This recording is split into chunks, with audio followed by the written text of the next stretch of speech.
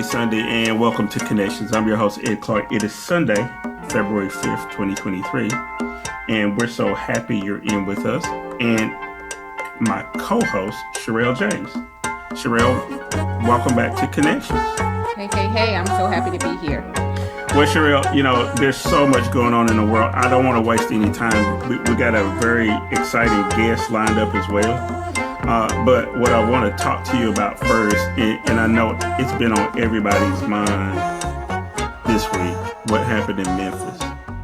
I don't know what to say. I can tell you when the video was released, Sherelle, I teared up a little bit. And then when I saw Tyreek's parents, I'm a parent.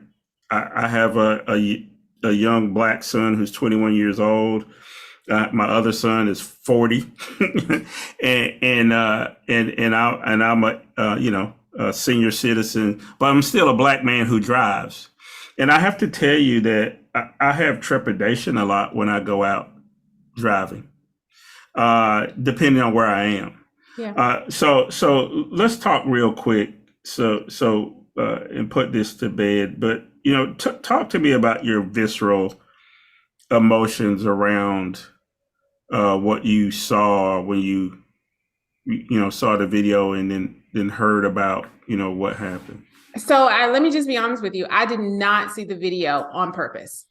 Let me just be very clear about that. I am at a point in my life that every other week there's a video coming out and it's just a blatant disrespect for life, period, human life, and then African-American life, right? And so with all the fibers of my being, I could not even go and entertain to find the video, to look for the video, to watch the video. It was just one of those things of, I am tired. I think that there is something else. Now, I don't know. This is just me talking now, Ed, here. This is not official. So let me just be very clear about that, because I want nobody to run with this and say, she said. But I believe that there's different parameters around maybe why it happened. I just feel like it may be something personal or maybe something that happened. But there was something other than just a traffic stop. Being that was all 5 Black officers and a Black male involved, is just, you usually don't get, that without there being something personal for the most part. But what I will say is, regardless of what the parameters were for or reasoning for the excessive force that happened, it was excessive force.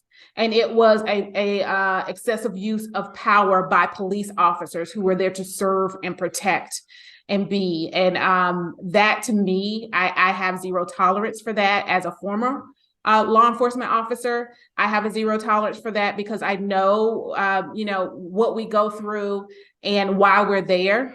And we're supposed to be there to protect, right, the community, and to be there. Now, definitely keep people safe and check things out. But to just use that authority that you have in any realm, I don't care what that realm is just, that's not good integrity. That's not good character for me. And so I didn't look at the video, but I didn't need to look at the video to know what happened, because we've seen so many videos.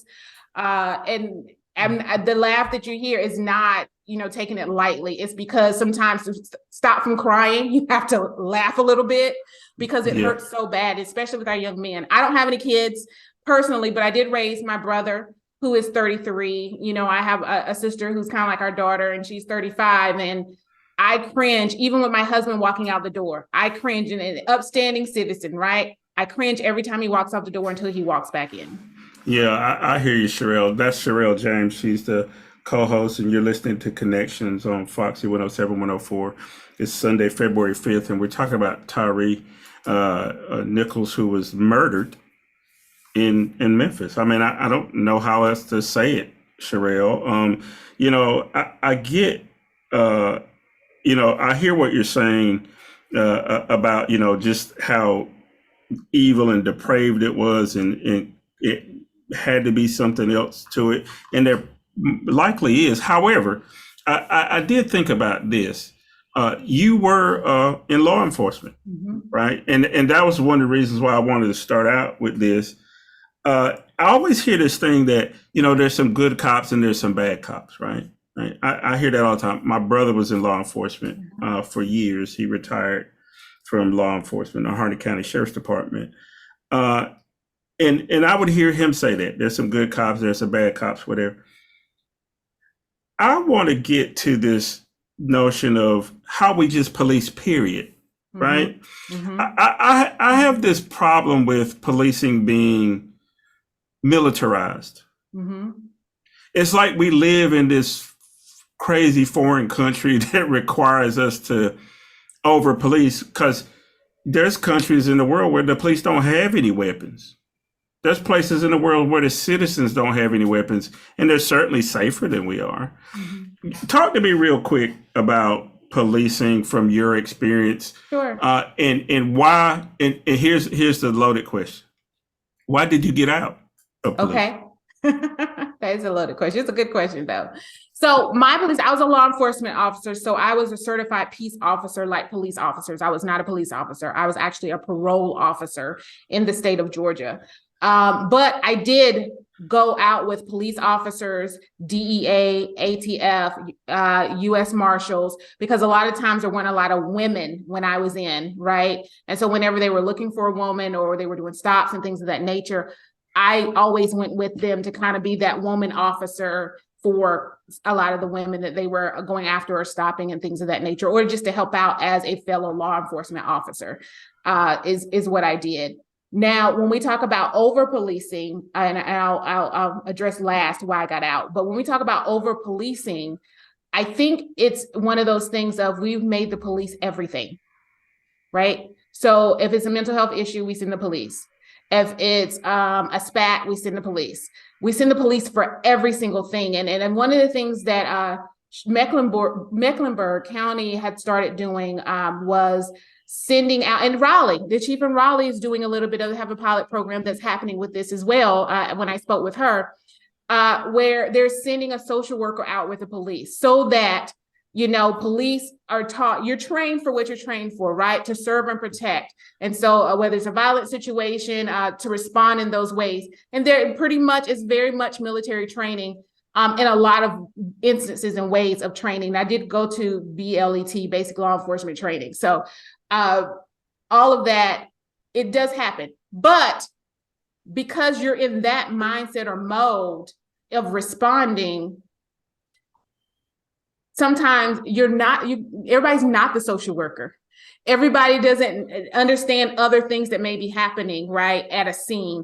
And so I commend the chief of Raleigh and Mecklenburg County for kind of starting an initiative with the pilot programs of putting social workers with police officers. So Mecklenburg is, if there's a child involved, they send a counselor out with the police department. It doesn't matter if the child committed the crime or is a part of the crime anyway, whatever it is, they send a counselor out. And they're doing something similar, not exactly that, but similar, where social workers riding around with the police department here in Raleigh. And it changes things, right? It changes perspectives. It helps police officers understand and see things in a different way. I remember, and the last thing I'll say is I remember in emergency management, another one of my jobs, emergency management, that we talked about when police officers go out to people with disabilities. So say that you are mute. When you handcuff my hands, you have now taken my voice. So there's a lot of different things that we need to look at. But I think one of the things that we don't talk about locally or across the U.S. is every police department isn't trained or staffed to train the same way. The money doesn't come in the same way for every police department. So you get a hodgepodge across the U.S. and even across the different counties in North Carolina, being if you're in a rural area, urban area, suburban area, and what type of money and funds that are there. I came out because I had a young gentleman by the name of Derek James that said, "Hey, I want to marry you." And he was living in North Carolina and I was living in Georgia. And so he had the better job. He's making about 3 times as much as I was.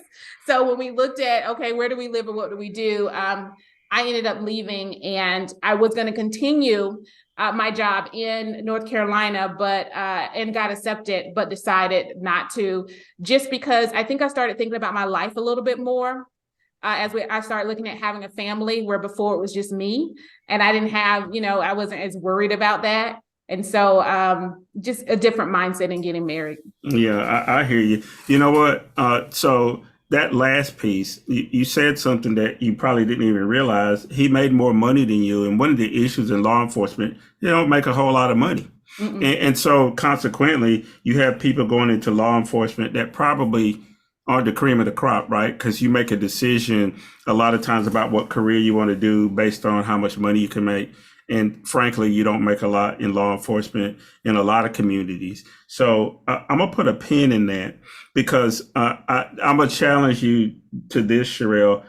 We need to get the police chief from Durham and Raleigh and Chapel Hill and all the surrounding areas on the program. I know, and we need to get Roger Floyd on here, George Floyd's uncle, who's a friend of mine, and he's been on the program before.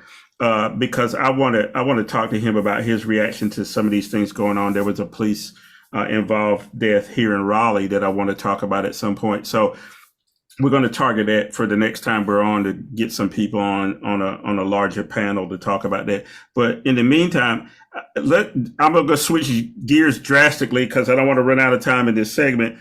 There was a lady in town this week who happens to live in D.C., graduated from Howard. What's her name? She was vice president or something? Miss Harris. Vice President Kamala Harris was here in the House, HBCU grad. Yeah, so talk to me about why she was here, and then how our guest plays into why she was here. Absolutely. So she was here on Wednesday, and she came in to talk about the Biden-Harris administration and their support for small businesses, right? And as we look at starting February, which is Black History Month, and looking at achievements in Black history, definitely we have to look at business, right? And business achievements, especially in the climate that we have today. We just got finished talking about some of the things that we have to deal with on a day-to-day basis.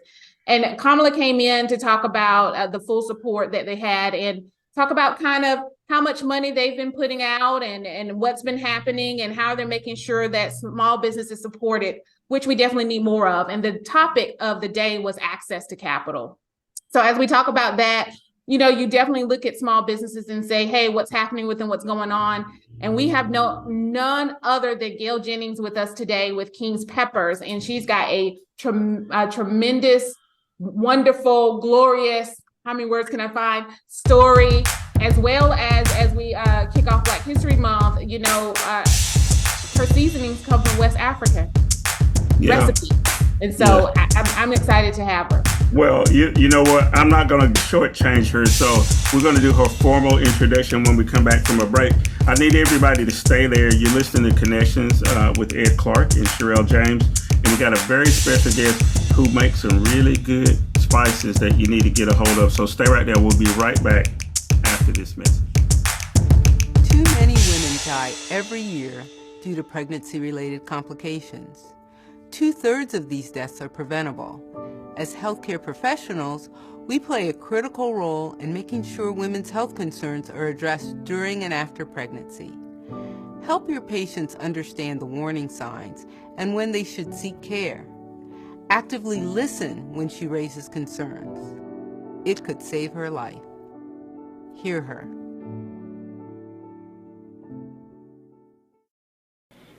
Mr. Chairman, and to the Credentials Committee, my name is Mrs. Fannie Lou Hamer, and I live at 626 East Lafayette Street, Rooseville, Mississippi, Sunflower County, the home of Senator James O. Eastland and Senator Stinnett. If the Freedom Democratic Party is not seated now, I question America. Is this America, the land of the free and the home of the brave, where we have to sleep with our telephones off of the hook because our lives be threatened daily, because we want to live as decent human beings in America? And welcome back to our second segment of Connections. I'm your host, Ed Clark, and the lovely Sherelle James is in the house again. Last week, or last time we were on, Sherelle forced me to have somebody from Elizabeth City State on. It turned out to be a good show. So this week, I asked her to find a guest that we could talk about small business, but also African American history and a whole lot of other things. And I think she did it again. I think she found the right person for us to talk to. Sherelle, tell us who's in with us this Sunday. So we have Gayle Jennings, and by way of Los Angeles, California, now resident of North Carolina for a long time, former ABC employee to entrepreneur and business owner. And her business is King's Peppers. It's West African spices that she puts together. Her taco kit, we'll talk more about that, has won a Scovie Award, and she'll tell us what a Scovie Award is. It's a big thing. And she's gotten all kinds of recognitions all over the place. And she can be found in several different stores that are local to us. And so I want to just say welcome, Gayle, to the show. Thank you so much. Thank you, Sherelle. Thank you, Ed. It's my pleasure to be here. Well, Gayle, I love to eat, and I love to cook too. And when she was telling me about your website, and I went to the website, and I saw the spice mix you have, and I'm a popcorn fiend too. I can eat popcorn almost every day. And I saw this one recipe that you had where you use your seasonings to put on popcorn. We're going to talk about that later. Okay. But let's talk about you, Gayle Jennings. Sherelle mentioned that by way of LA. So that means you were in the den of I spent a lot of time in LA. I won't explain. I tried to be in the movie business, Gayle. It chewed me up, and I came back to North Carolina. I would take those meetings with people at film studios, and you do your pitch, and you get option offers or whatever, and nothing ever worked out like I wanted to. So I ran back to North Carolina as fast as I could. But Gladys said, LA can be too much for the man. Too much for the man. So tell us first about your experiences in LA, and then how do you come about selling spices? It really is an interesting story, because on one hand, like you, growing up in the City of Angels and, the golden era of Hollywood and whatnot, it's kind of like the company town is entertainment, the town, the main employer in a way. And so I did work in television. I worked for ABC TV for many years. But it was during that time that I met and married a man from Nigeria. And he introduced me to these West African flavors, some of which, familiar, we ate black eyed peas, we ate a lot of rice, we ate things that were new to me. But it was when a friend of his gave him some of this spice blend, and I tried it, that I had this moment like, man, this is so delicious. I have got to make a product. I want to share this with the world. So some years went by, and actually I really got into the product. When we separated, we divorced, we remained friendly and are to this day. So I said, I still want to do something with this pepper. So here I am now. I have no experience in the food business. I'm communications and whatnot. But not, if you told me what it would take to do it, I probably would have said no thanks. But I actually went to Africa the first go around and sourced the ingredients for it. We had it blended there. We shipped it, had a co-packer. We did all that. And we were getting a lot of traction. Unfortunately, there was a lot I did not know about the food business. I wish I'd known Sherelle then. I'd probably be, a multimillionaire by now. But let me say this. Being in the food business really takes a lot of gumption. You really have to have a heart. You really have to know something about business. You have to know your numbers, and you have to have the passion. Mm-hmm. So let's say I had maybe like one and a half out of the three. But I went ahead. We brought the stuff back and put it out there. And fortunately, because the flavor was so delicious, I was able to gain some traction. I got into farmers markets in Hollywood and Long Beach and Silver Lake. But just as today, where I'd say the statistics show that over 40% of particularly Black women in business will fail. I'll say that what I didn't know and what I needed to know, I didn't know. The funding was difficult to get. Couldn't get a distributor to deliver the products, and I ended up closing the business. That really hurt me, but it's like I had to move on. So this was early 20s, say to about 2008 or 9. 2012, I ended up moving to North Carolina. Now, my daughter had moved here. Her husband is a corporate pilot, so he got work right out of flight school in Van Nuys. Moved here, got a job, been here ever since mid-90s. But when my daughter decided to go back to school and receive her master's in social work, then I came. I was listening to you, Ed, talk about your son, have 4 grandsons. One is only 4 years old. The rest are over 20 years old. And so I totally understand what you're saying and how you feel about seeing them out in the world. But it's for that same reason that I'm out here in the world doing King's Pepper, because I believe in it, because I feel it's a legacy that I can leave them. And it's a darn good product.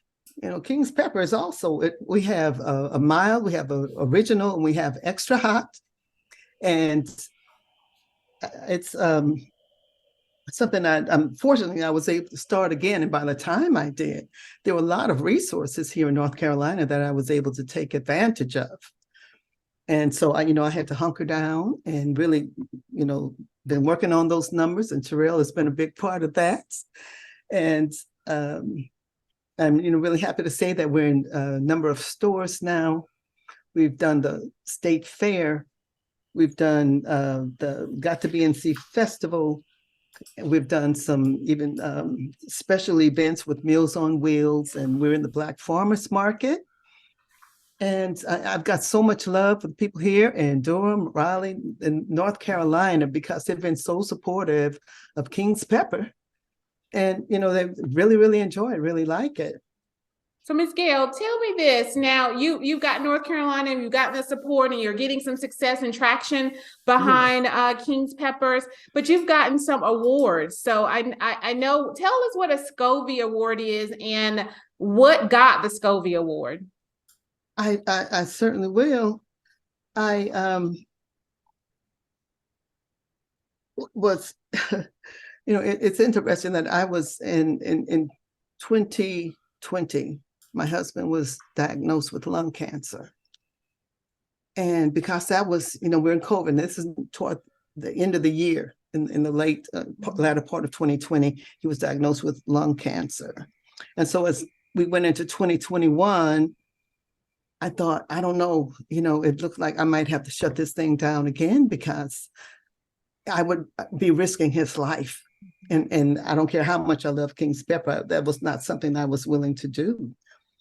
And honestly, I was sitting thinking about what am I going to do when the phone rang and a woman says to me, "Is this King's Pepper?" I said, "Yes." She says, "The lady who makes the West African seasoning?" I said, "Yeah, it's me." She said, "Well, you just don't know. I'm so glad I found you. I want to get some pepper. I've been waiting." I said, "Well, okay. Are you in Raleigh, Chapel Hill? I could get some to you tomorrow." She says, "No, darling." She said, "I've been looking for you for nearly 20 years. I'm in Los Angeles." Wow. And she said, "I just found you on your website again." And I told her the story of how I had lost my domain name because I was a little late paying for the renewal. And so they tried to sell it back to me for like over $1,800. Another company wanted nearly $4,000. And I said, I'm not going to do it. So I tried with another name. It just didn't work. So when I finally got kingspepper.com back for only $14.99, I was so happy. And she said, periodically I would look for you. I would do a search on the internet. She said, I was so happy when you, answered the phone. She said, and don't you dare give up. You've got to keep going. This pepper is phenomenal. I've never had anything like it. And I bought this. She said, I still have the container. And she showed me the container. So I said to my husband, I said, Mel, we just have to be very careful, but I got to keep going. I got to do this again. And sure enough, later in that year, I entered an international fiery food competition that's put on by a magazine. And we won like second place in our category. So I was just really to get a Scovie Award so soon for our African taco kit. Now, the African taco kit uses black eyed peas to make these vegan patties that are delicious and crispy. You can make the patty and eat it for a snack, or you put it in your taco like I've been doing for years. And it's really awesome. You make a batter and fry it just like a pancake. And it makes a wonderful dish. And so unique that we won a Scovie Award for that particular product. Look, I'm getting hungry. Listening to you, every time I hear successful people's stories, they talk about that low period, right? Where things seem like they're about to close, and Right. And you talk about health issues in the family, and so many people go through that. And the whole thing with COVID, I talked to a number of small business people.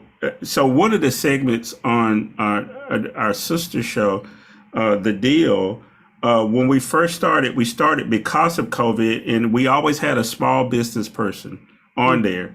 And they were talking about the struggles of trying to stay in business during that. So I'm so glad that you shared that aspect of your story, because again, what I want to get across in this episode of Connections is that Black folks can make a way if we don't give up. We started out talking about Gail. This is Gail Jennings, by the way, who is the owner of King's Pepper. And I'm gonna make you stay over for the next segment. I'm not letting you go. So just be advised that you need to give me another 10 minutes, because I'm really inspired right now. But we started talking off, Sherelle, about something horrible and horrendous: the death of Tyre Nichols. You cannot put that in any other. It was, I don't care if he was killed by Black people, white people, whatever. We cannot keep killing each other, whoever we are. The country is completely violent sometimes, and you just don't want to be in the world sometimes. And then you hear somebody like Gail Jennings tell her story, and then you go, "Well, I can't give up." Gail's in King's Pepper, a woman looked for her for 20 years, Sherelle, to find her. So clearly, that's some good stuff. Yeah. So I say that to say, Gail, that I every time Sherelle introduces me to another person, it gives me a little more life in it, and I'm so glad that you decided to spend some time with us. So let me remind everybody, you're listening to Connections. This is Ed Clark and co-host Sherelle James. We got Gail Jennings in with us today from King's Pepper over in Durham. You know what we're going to do, Sherelle? Let's take another break. Yes. And when we come back, we're going to force Gail to give us some ways you can use her product to make some very delicious stuff. She already talked about those tacos. Now, I'm not a vegan. I'm from Bun Level, North Carolina. I love some meat, but I am willing to try her vegan taco mix. So we're going to talk about that and a whole bunch more after the break. So stay right there. We'll be right back after this message. Be the difference at Elizabeth City State University and discover your strength, ignite your passion, and prepare to make a difference in the world. Nestled in northeastern North Carolina, ECSU is your home away from home, offering a quality and affordable education in a nurturing and supportive environment. Size does matter, and ECSU's small size means that students know their classmates, students receive one-on-one attention from their professors, And students know that the faculty and staff are committed to their academic success. Welcome to ECSU, where your success, safety, and comfort matter. At Elizabeth City State University, students come to discover their passion and leave to conquer their dreams. Whatever your passion is, you can be the difference at ECSU.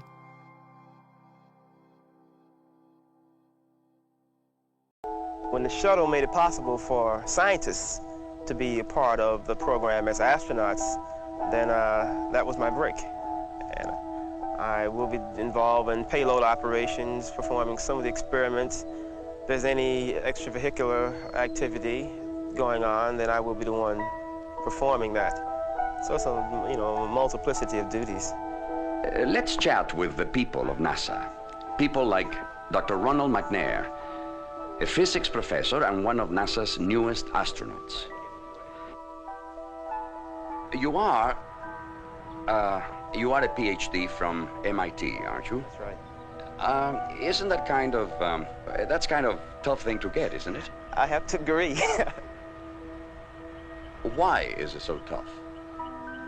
Oh, it's a very broad field many times involving the abstract and things which aren't exactly intuitive. They violate our intuition and it violate the world as most people know it often. And you have to bring a lot of different disciplines together within physics. Your electromagnetism, your thermodynamics, a lot of things you must pull together. But it's very challenging. Welcome back to our third and final segment of Connections. I'm your host, Ed Clark. Sherelle James is in the house, as usual. And then we have been so fortunate to have Gail Jennings in the house. She's the proprietor of King's Pepper. That's online where you can order stuff from her. But Sherelle's going to tell us where else we can get this fine product from. We've been talking about a number of things. Of course, we started talking about Tyree Nichols. Then we talked about the vice president being in Raleigh-Durham area on Wednesday to talk about small business. And we're kicking off Black History Month with somebody who has a connection to Africa. She went and got her product from Africa, sourced her product from there. So that's always a good thing because we want to talk about our connection back to the motherland, especially during Black History Month. So Sherelle, I know you got a really good sense of this, how small businesses work and whether or not they can thrive in this economic climate or whatever. But the only way they work is if they sell stuff and make money.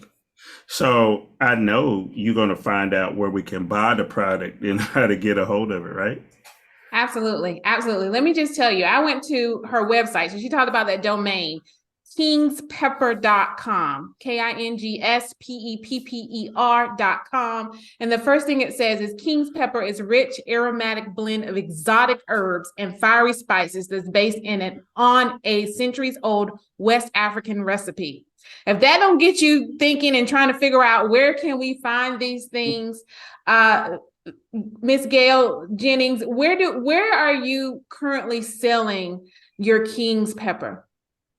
We are in all 4 of the Weaver Street markets. So that would be Raleigh, Carborough, Hillsborough, and Chapel Hill. You can find us at the Butcher's Market on Falls of Neuse Road. We're at the Durham Co-op. And I'll say my home base is on Cessie's on Foster Street. On Saturday mornings, you find me there handing out samples. I sprinkle King's Pepper on Cheetos when I do samples. Okay, so let me explain this.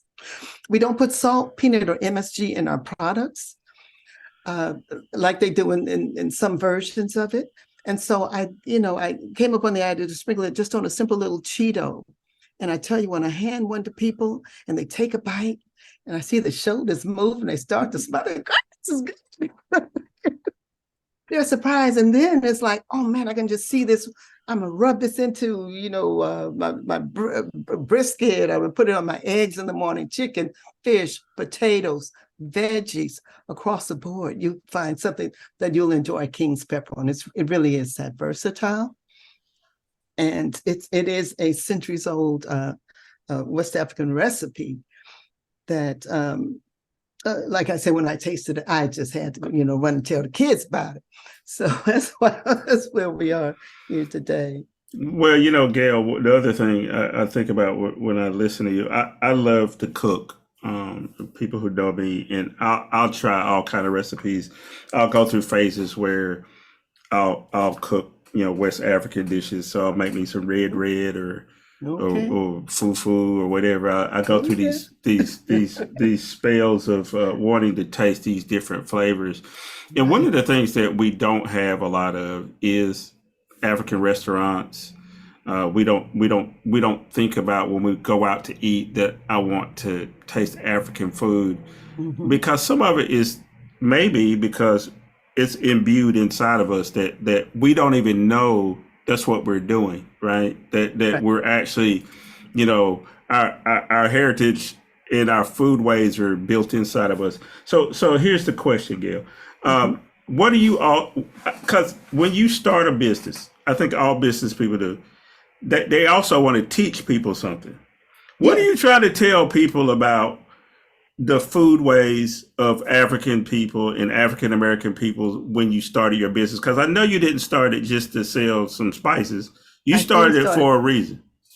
That's right, to educate myself and others on the delicious food that are coming out of West Africa. And it's really one of the reasons that I got onto the pages of the New York Times, because I read an article that Melissa Clark had in her column about the growth and popularity in West African flavors and restaurants.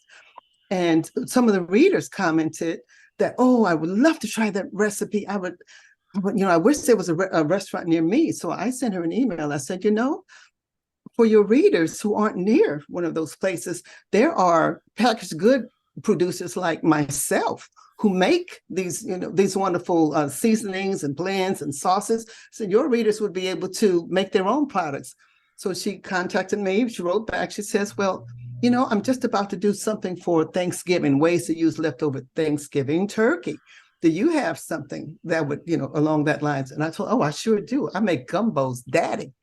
And I call it Gumbo's Daddy. Gumbo's Daddy, because gumbo, as we know it, some people want to attribute to New Orleans, Louisiana, or the Creole or whatever, but it's actually based on a West African dish, right? So when I told her that, she was like, wow, that would be great. So she bought the pepper, sent it to her to New York. She tried the recipe. They loved it. And so the day before Thanksgiving last year, there we were in the paper. I mean, my hands were shaking. I was so excited. And then orders came pouring in from all across the country. It was just really phenomenal. It was just a great thing to experience. And I still say that, we attribute, Southern, soulful Southern to rice or the black eyed peas or the watermelon, or those things that come out of West Africa. They've kind of fallen the umbrella of Southern now, but they're African in origin. And we can take pride in the fact that we've been feeding a whole lot of folks for a whole lot of years. Mm-hmm. That was one of the reasons too that I did a commercial on air to me at Black Lumber with a Black product from West African, rooted in West Africa. That was important to me too. Yeah, so I want to remind you, you're listening to Connections. I'm Ed Clark. That's Gail Jennings that you were just listening to. She's the proprietor of King's Pepper out of Durham. And, I held her over in the segment, Sherelle, because like I said, she got me thinking not only about, small business, about some of the trials and tribulations of trying to keep those small businesses going and operating, but also you're having good product, right? And so one of the things that I would encourage folks to do is, if you're going to be in business, always deliver the best you can, right? Product wise, that's how you're successful. There's no shortcut to this. But Gail, you mentioned at the beginning about how many businesses fail, Yes. right? And so that has to always be sort of in the back of your mind when you're a small business owner.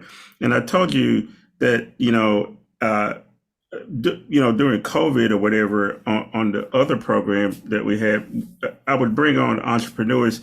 And one of the first guests I had is a lady named Pretty Waz, who runs a restaurant called Chini here in Raleigh.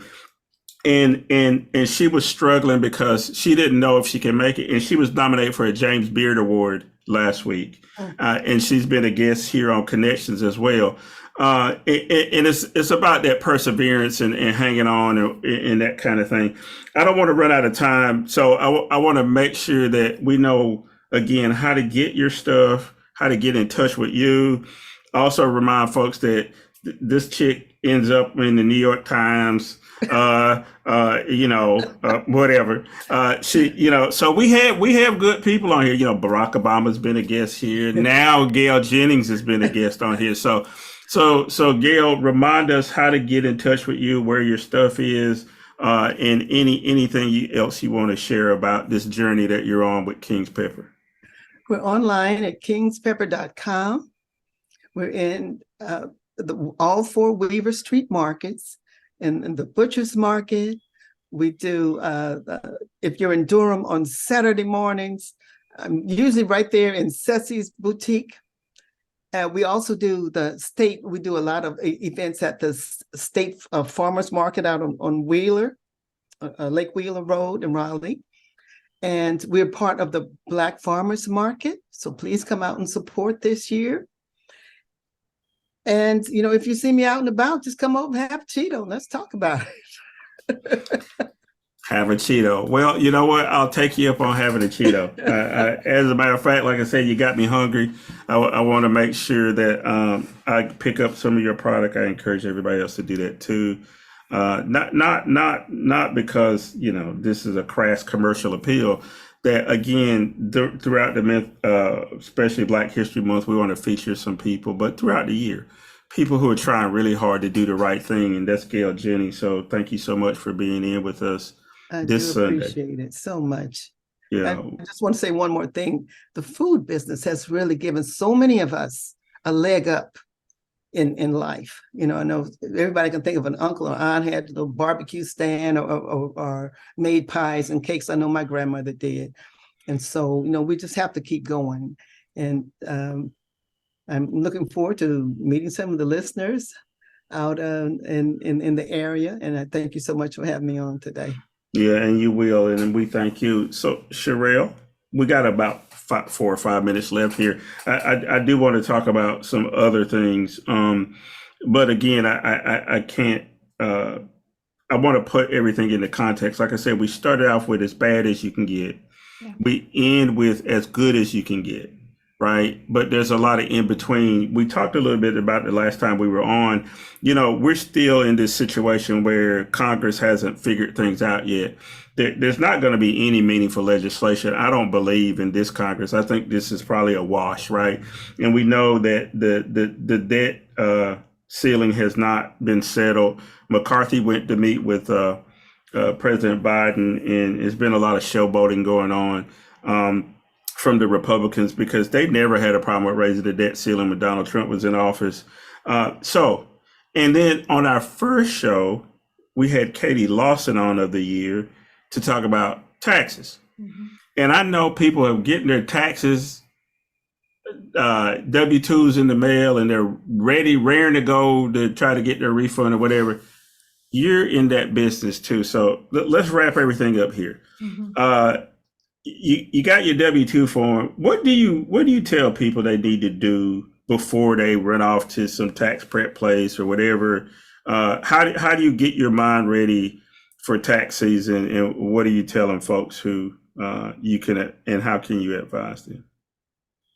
Well, I think that one of the things is, because, I am all about strategy and planning. And so some of the things you're doing throughout the year to get ready for your tax season for the next year. And then of course, you're waiting on documents so it just depends. If you're a business owner, then January 31st was the day to have the W-2s and 1099s out in the mail to, your contractors and your employers, and making sure that was happening. But that comes back to having good accounting, right? Being able to have accounting throughout the year. That's that planning that I'm talking about.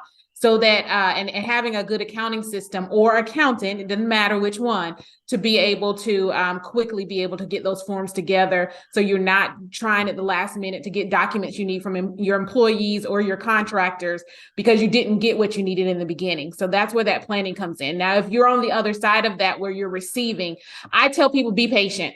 Because everyone had to the 31st. So that means that now everything's in the mail. And mostly people send out things around the 15th or 20th, but some people wait to that last day. And so just be patient and gather all of your information. Think about any changes that happened the last year, whether it's you had a child or you changed residence or you sold residence or whatever it may be. And making sure that you've talked to your financial planners and your accountant ahead of time, because the accountant can give you a checklist, your tax preparer, but making sure that you're just patient and you're gathering all of that information. It doesn't have to be perfect, but you do need all of that information, and making sure that you understand what changes have happened in the last year and communicating those to the person who's going to prepare your taxes. And then being patient to know that it's a herd, right? We only have a certain amount of months to get things done.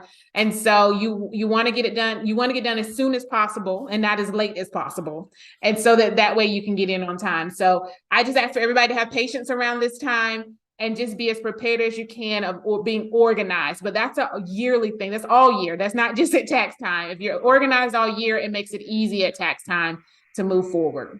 Well, I want to start giving you all my stuff because I'm sure I'm not organized like I need to be. Hey, folks, look, it's Sunday, February the 5th. We've had a good conversation here with Gail Jennings from King's Pepper. We've talked about some really hard, heavy issues. Sherelle's getting you prepared for tax time. Connections is a community show. And so we got people from the community like Katie Lawson on our first show. Gail Jennings in here today. We had the coach from Elizabeth City State last week. If you want to be on the show, you got a show idea, whatever, please let us know. You can send an email to ed@thedealwithedclark.com. You can always go out to our website, thedealwithedclark.com, and let us know your show ideas or whatever. You can always tell the folks at the radio station at Foxy 107, 104. Make sure you make this program about us, the folks in the Triangle and in Eastern North Carolina, so that we're talking to them. I know Sherelle's been working really hard on getting our congressional delegation in here. So expect Don Davis and Valerie Fouché and Wiley Nichols and people like that to be stopping by in the next few weeks. Expect people like Roger Floyd, George Floyd's uncle, to be in here. Reach out to him. And just a whole plethora of folks. So Connections is a community show. In the meantime, I need for you to set your clock for next Sunday. Larry Hall will be in for Talkback, and then we'll be back in 2 weeks. So what do we always tell you to do? Go out and do something good for somebody today. That's all I ask you to do. And we'll see you next time. You've been listening to Connections. Bye.